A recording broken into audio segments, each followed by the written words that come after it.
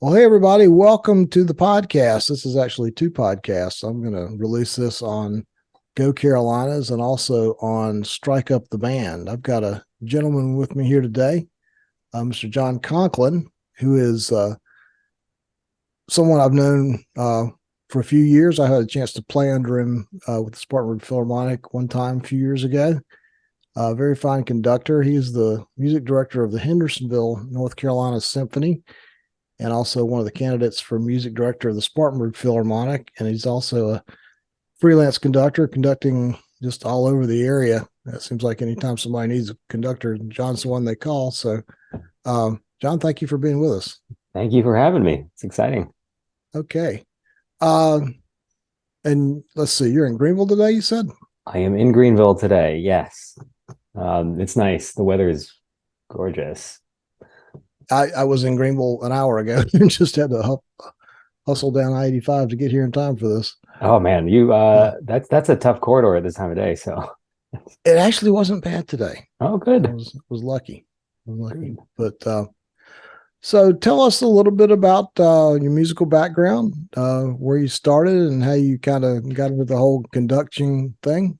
Yeah, sure. So the story starts when I'm 4 years old, and I grew up in Atlanta, and I went to a school, a preschool in which I didn't live around any of the other kids, and so in order to socialize, my parents put me in group violin and piano on the weekends, and it was truly just to sort of get me to interact with other kids, and it sort of took from there. Continued on, sort of excelled at it. And then I got into, by this point, I was in high school and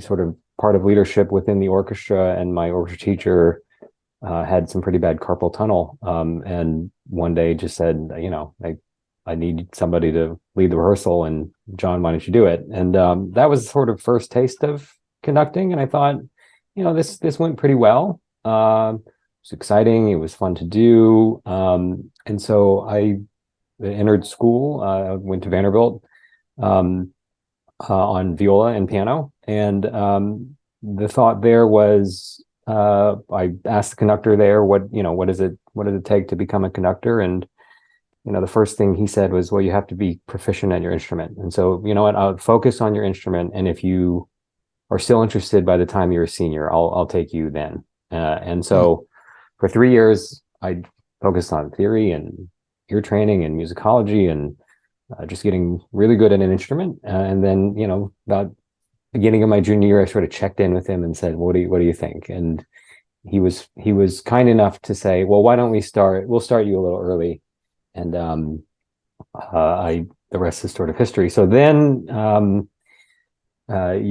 there, you go to graduate school. I went to Yale University. I was fortunate to sort of matriculate straight from undergraduate to graduate school, which was a thrilling program to be in. I was the only person admitted to the program that year. There were two of us, maybe two or three of us at any given time in that program, and loved New Haven, loved being at Yale. And then from there, I made my way back to Atlanta. My first job was with the Georgia Symphony Orchestra, and I was their assistant conductor. And I also ran the youth orchestra, sort of the operations of running a youth orchestra. There were 400 kids in that group across 9 different ensembles. And that's a really good job to have because you really learn the business quickly.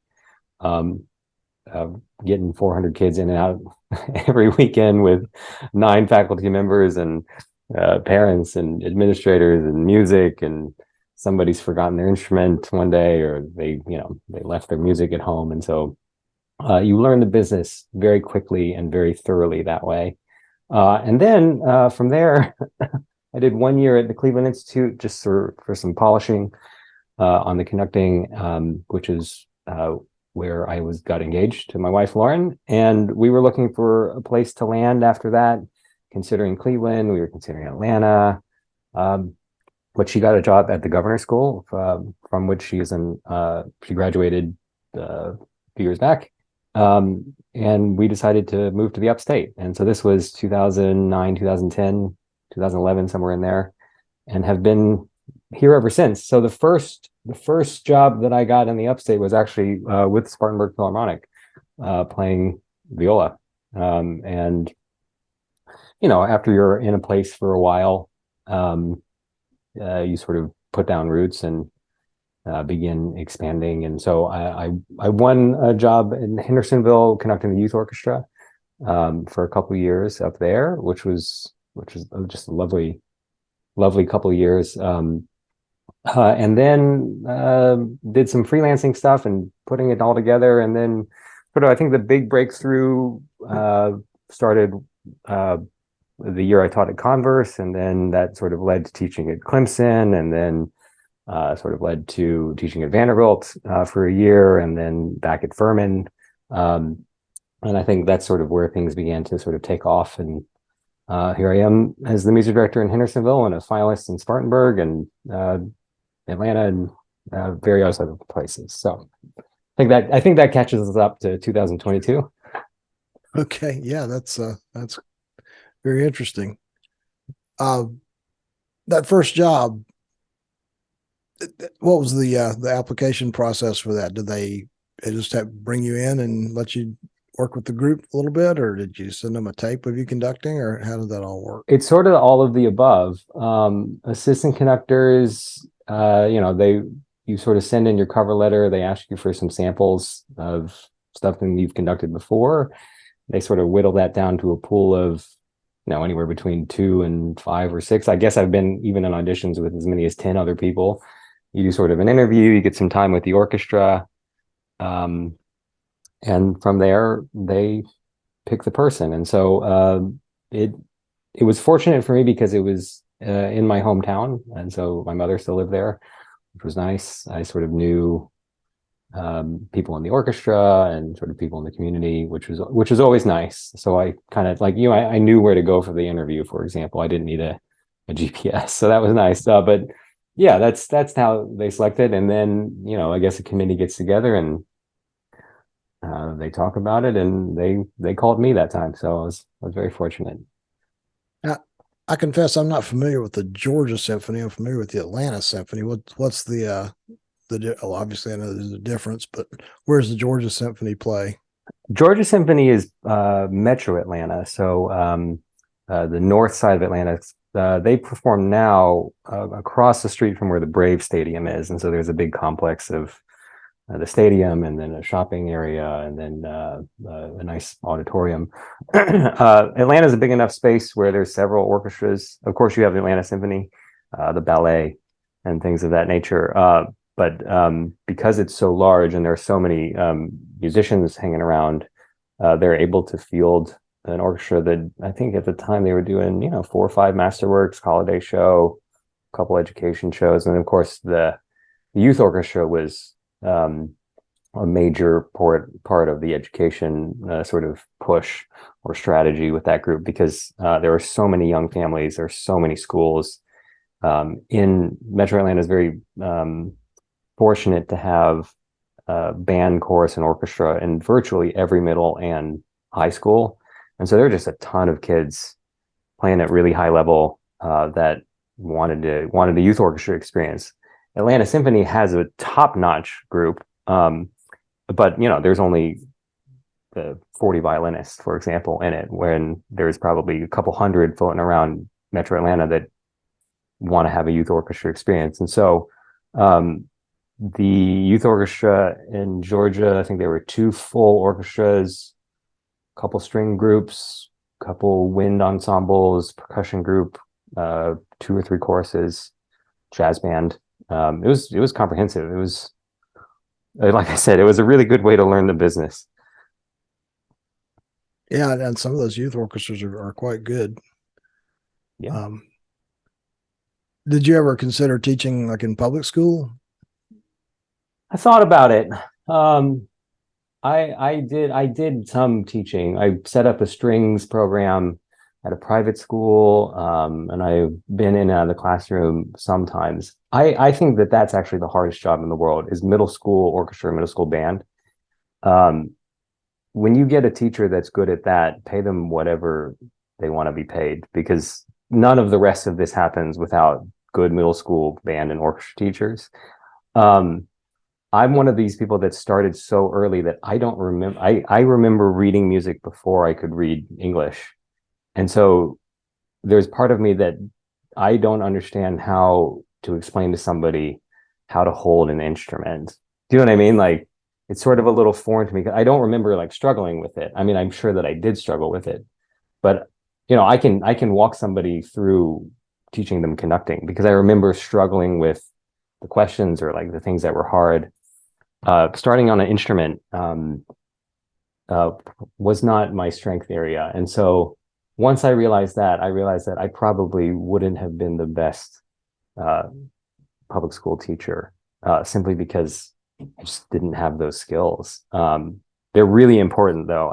I can't tell you when you get a really good teacher, you can really tell the minute you walk in the room because it's just an energy about the place. And so I really like visiting schools. It's one of the things that I try to do a lot in Hendersonville. Get to all the schools at least once a semester.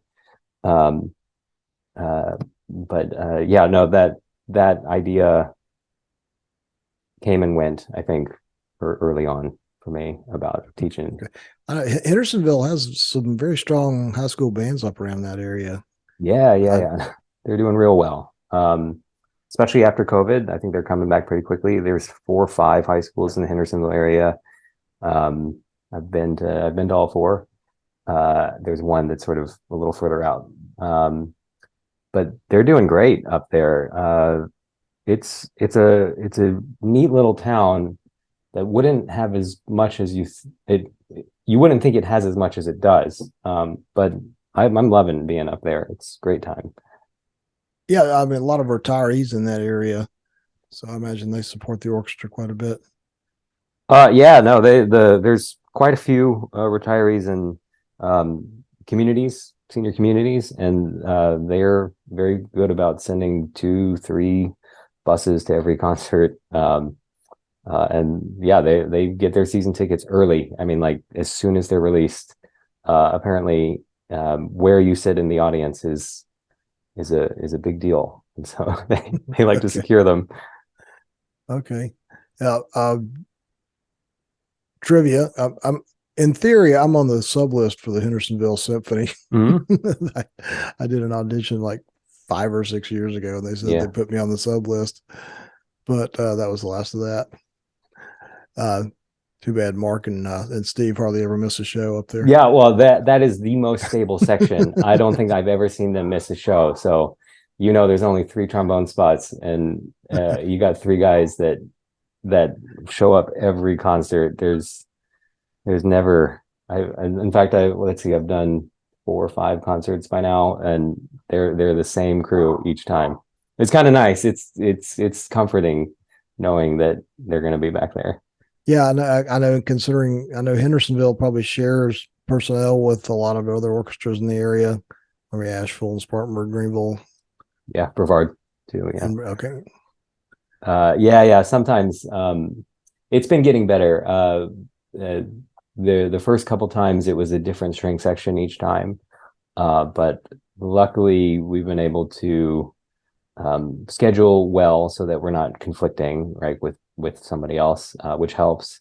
And then I just because I'm a string player, I just reach out to people and ask them sort of, hey, do you mind filling out the season with us? And I think that kind of helps to get a personal ask every once in a while. So it's been good. I think we're steadying out to where we pretty much have the same section, which is nice. It really does actually help us sort of establish a way of playing and sort of develop our own sort of culture with the way that Hendersonville Symphony is playing. And it's really coming along. I mean, it's really exciting to hear and to sort of see the same people, and then to be able to call back to, remember in the first concert of the year, we were talking about, listening across the orchestra, or, we really want to play with a certain kind of sound or articulation. And it's nice to be able to say that and have 98% of the people in the room remember instead of having to explain it again to anybody who's new. So, yeah, it's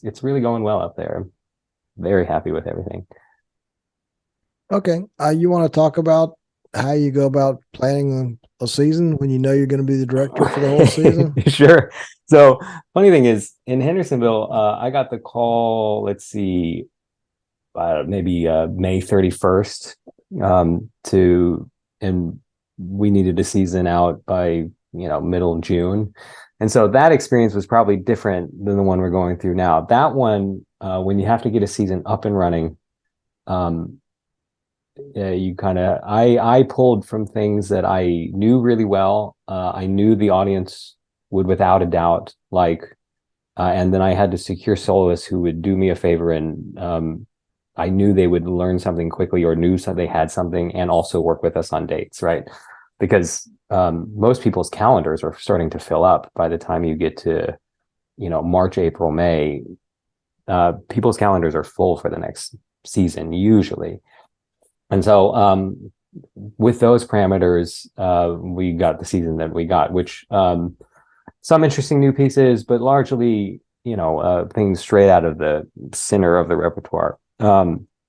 This going into next year, though, we were able to sort of, as soon as I got it off as soon as I got 22, 23 done, we started thinking about 23, 24. And so there's several factors that go into planning a season. Of course, there's money. That is certainly a reality. And planning financially into the future often helps provide enough parameters to, like, for example, I don't think we're going to do, a Bruckner series anytime soon, just because of the sheer cost of it, right? That helps focus in some of the repertoire.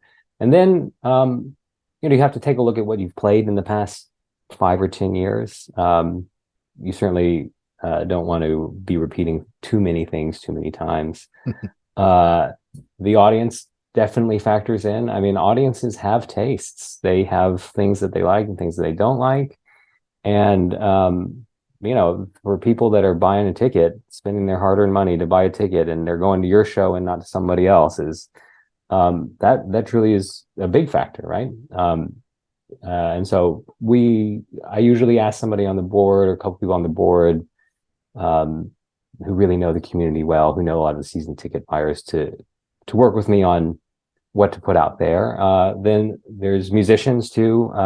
We engage a musicians committee to sort of throw around ideas about what pieces do we want to play, what would be good for the orchestra, what have we not played recently. And then there's me. And so between those parties, I sort of run in between of them, sort of floating ideas. What do you think about this piece? Wanting to engage different people in the orchestra, of course, and making sure that everybody. It's a per service orchestra, and you want to make sure that everybody has enough within the season to make it worth their time, right? So often someone will forget that we have a tuba player that needs to eat and pay for his house, right? He's on the John roster. Holloway will Right. appreciate that. So we have to make sure to include the tuba player on something, right? Otherwise, it's sort of in name only, right? So there's a lot of factors, but I'm a big believer that there is enough music, enough good music out there, that we can always find the right roster for each concert. And so it's hard sometimes to find it, but this is why I start early. So these things can emerge, and so we're close. I think we're pretty close for next year about what we're doing. But I'll take something to one group. If it works there, I'll take it to the next group, and then sort of by building consensus, we get to a season. And so we're close on 23, 24. I've already started on 24, 25. The other factor is what other people are going to be doing. So I've already asked several of the orchestras around, what pieces are you thinking about? Because, Beethoven 5, for example, is a popular piece, but you don't want to necessarily have 4 of them between Nashville, Greenville, Spartanburg, Hendersonville, Brevard, right? And so if someone is truly set on doing Dvorak 9, for example, I'll probably steer clear of that piece. And, if I want to do Dvorak, we'll do 8 or 7 or something like that. So, those are generally the factors. It feels like a little chaotic at the beginning because you just have a blank page. You know what I mean? What do you sort of like? What do you want to do? But over time, you sort of start chiseling away at it, and um, it comes into shape. So yeah, we're there. It feels good. 23, 24 feels really good. We're close. Maybe one or two more pieces we have to settle out. Okay. Yeah. I guess the cost of renting the music is a consideration. I know. I guess it's more expensive to play a newer piece that's under copyright or than something like a Beethoven Five. I guess. Am I It right there? is. Yeah, yeah. So you do have to keep your eye on that. Rentals are big business for publishers and for composers because that's really the only way they make any money at past the commission. And so balancing that is definitely a factor. I try to only do one, maybe two rentals per concert, depending on the cost of them. Um, but it's not too bad if you don't get out of control with it. Um, the sad thing is that there's a lot of very popular pieces that are just increasingly difficult because they're just so expensive. Like we're doing American in Paris at the end of the year, and that one met the budget for that concert because there's just so many parts. There's so many people on stage. It's a great piece, but because they know that it is wildly popular, the cost Yeah, I reflects guess that. if you're going to do like Mahler 2, then you have to hire 8 French horn players and Yeah, yeah. Don't forget the offstage people too in yeah, that piece. Yeah, and yeah, I saw that at Brevard a couple of years ago. It was really outstanding. I bet that's Uh, really nice at Brevard because you have all the students, and then it sort of feels a little alpine there on if you get the right weather. So that's always a good place to do it is the summer festival when you have 30 horn players running around. Um, give everyone something to do. just looking at your bio here, you mentioned it mentions the Atlanta Music Project. Can you tell us a little bit about that? Sure. This is something I'm really proud of to be a part of. My friend from graduate school at Yale, he decided that he wanted to explore the El Sistema program, which is in Venezuela. Um, this was maybe 20, 30 years ago. They were having sort of a crisis with out of school time with teenagers, and there's just all of these teenagers without any structured things happening between school and when their parents would get home for work. It was really kind of a crisis. So what the government decided to do, and there are positives and negatives about the Venezuelan government, but this is probably one of the positives. Um, they were able to basically mandate that everybody with a certain age is going to be in a music program after school. And so there's an entire generation of Venezuelans who know how to play an instrument. And so Gustavo Dudamel is probably the most famous person to come out of this system, but he, is now the music director in LA and also I think Paris Opera. Um, and he came out of this system. And so there was some interest in replicating it in the States. Of course, it's a different economic system and a different sort of way orchestra runs, but there was a thought that, we might be able to do something like this and put it into, excuse me, under-resourced neighborhoods and have it both be a musical goal and sort of a social goal at the same time. My friend from graduate school got a fellowship, learned about this program, and got paired up in Atlanta with a little help from the Atlanta Symphony. And what he did was he targeted a neighborhood and started simply walking the neighborhood and socializing the idea, and got some funding from the city parks department for private lessons after school. And what started as a lessons program for string players and maybe some woodwinds every day after school has turned into that, plus ensembles on the weekend. There is a headquarters in the neighborhood that functions as sort of a neighborhood center in addition to a performing space, in addition to a teaching studio and a practice pod area. Um, and there's choruses, several different ensembles that are performing. It's about, I think, probably 12 or 13 years old at this point. I was brought in at the point in which it was big enough to have ensembles, to have sort of an orchestra. And so what'll happen is there are 3 concerts a year. The kids will get sort of individualized coaching at the start on the ensemble music. Then they'll sort of move into sectionals, and then a week before I'll do a series of rehearsals with them, and then the concert. And so it really does kind of mirror the way a professional orchestra would work, except they're sort of being coached through every single stage of it.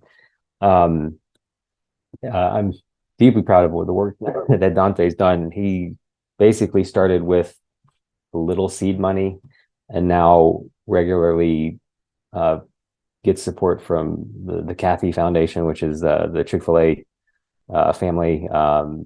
They were part of the McKinsey Scott round of funding. This is Jeff Bezos's ex-wife who is basically giving away her fortune. And groups have played on Tiny Desk Concert, which is great. We worked with Monica, which is kind of a throwback to anybody who's familiar with R&B from the 90s. They'll know who Monica is. And we were supposed to play the national anthem for 2020's men's basketball national championship game. But fortunately, COVID happened, and so that went away. But it's a really thriving program. I can't tell you, like, there's a big conversation around diversity, inclusion, and what do we do about expanding classical music in the audience. And there's just a big conversation, and this feels like we're actually putting practice into action, and we're like finding solutions and performing wonderful music. It's sort of win-win-win across the board. So I always find time in my schedule for it. It's a wonderful sort of diversion from all the other things that I have going on. The other nice thing is there I am only a conductor. So all I do is I show up and I conduct. There's no fundraising, there's no administrative things. I simply just get to go in and do. About how many kids do you have involved in that program there, John? Let's see. In the orchestra, there's probably upwards of 30 to 40, depending. COVID was tough. That dropped our numbers down. But in my group, 30 to 40. The choruses are doing really well. But I would say in the big ensembles, there's 2 orchestras, there's an older group, a young group, and 2 choruses. And there's probably anywhere between 20 and 30 in each of them, which makes for, that's just a nice size, because you can really do some other things in the repertoire that you don't get to do. I don't get to do them in Hendersonville because they're simply too small.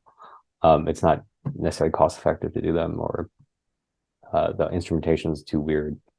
But there we get to do all kinds of things. So, and let's say you're involved with the Piedmont Chamber Orchestra here in Spartanburg as well. Yeah, that one's a fun one.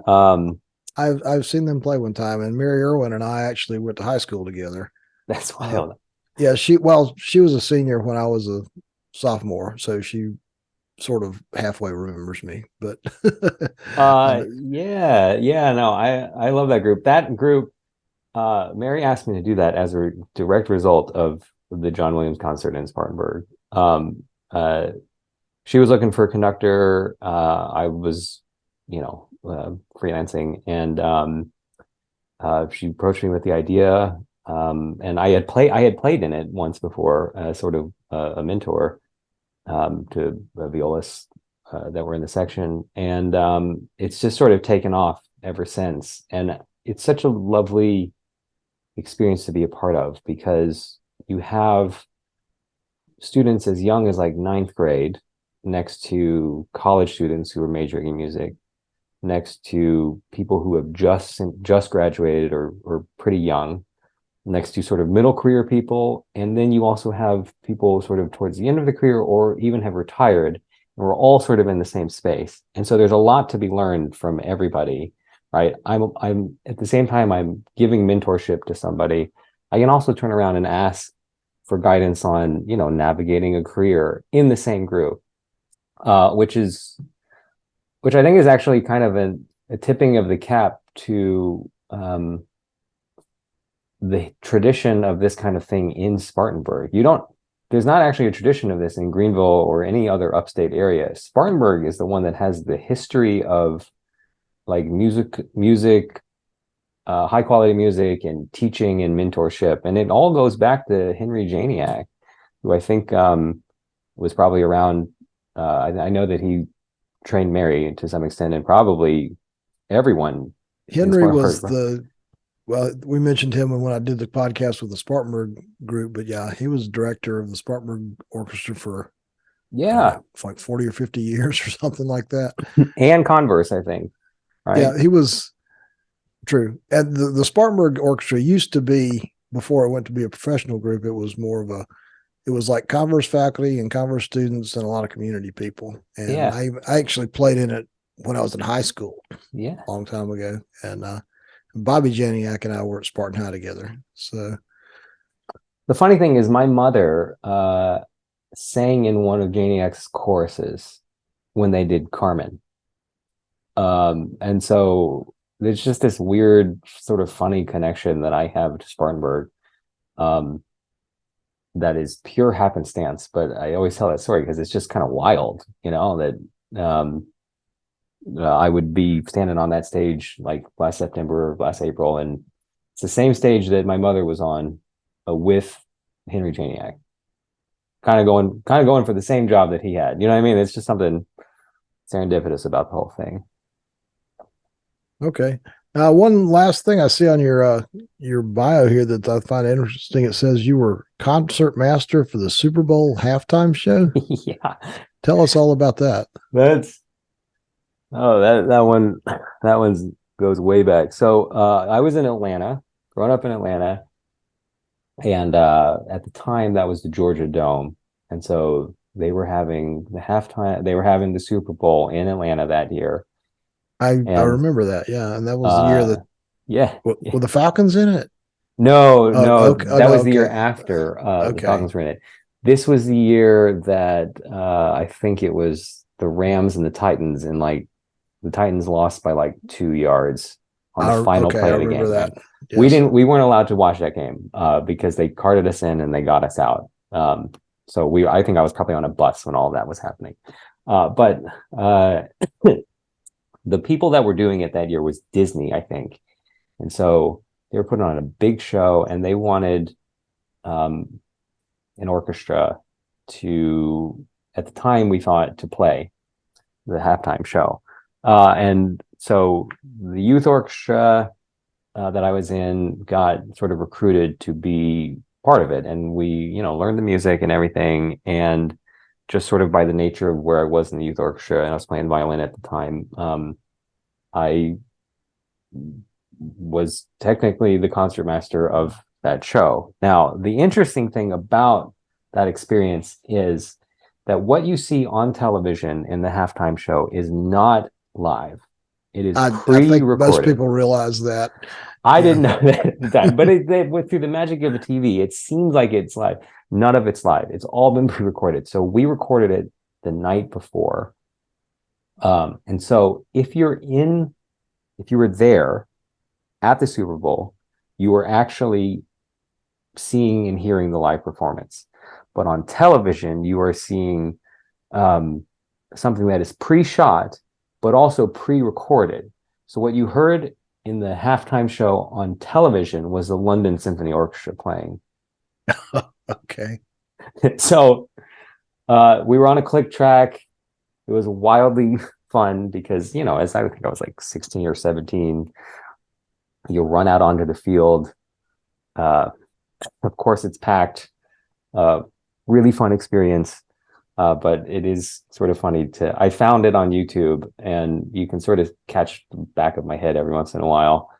Um, but yeah, it's always funny because I have to tell people that this is not us that you're hearing. You're hearing the London Symphony, and what you're seeing right now is not actually the day of. It was the day before. Okay.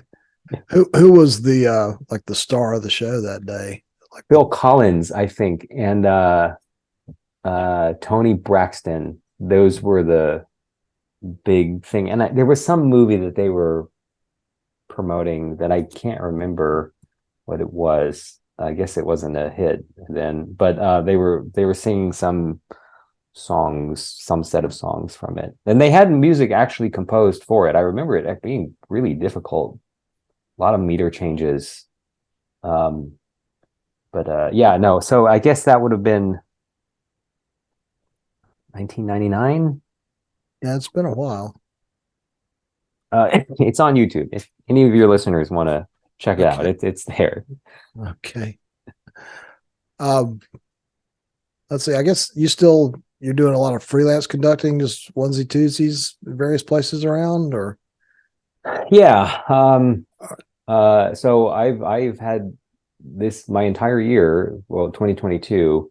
A lot of it was marked with filling in for somebody who got sick or canceled at last second. So I started last year right out of the gate with filling in on about 2 weeks' notice at Greenville Symphony, which was fun. That was nice. I'm always driving away from my house in Greenville, but that was nice to go toward downtown.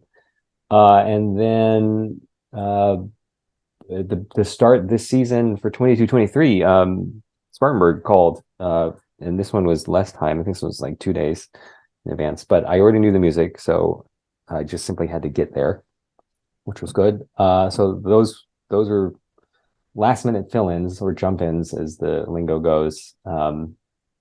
Seems to happen quite a bit for me. And then the other thing I've been fortunate to do is with the big orchestras like Atlanta's or Nashville's or Kansas City's, New York's, whatever, their assistants also take guest positions, or their assistants aren't always around, and so what they'll need is someone to come in and play assistant conductor for the week, and sit out in the hall and listen and offer balance and be ready in case something happens to the person who's actually conducting. And so I, 3, 4, 5 times a year, I'll get that call and this one's always a couple days in advance of, hey, we need somebody to be around. And so you do have to be on your toes for that, because there have been a couple times where, I was 15 minutes from having to walk on the stage, which gets your blood pumping pretty quickly. But it's like being the emergency goalie in the hockey game. that's right. Well, I kind of reckon it to being the backup quarterback. At any moment, you're getting thrown in there, and there's been a couple times where it's been close. Luckily, I knew the music. I could have done it, but still, it's sort of, you have to transfer from sort of sideline mentality to like all of a sudden you're in the game, right? So you have to log in really quickly. When you're in that position, do you ever get a chance to work a little bit in rehearsal, or is it just?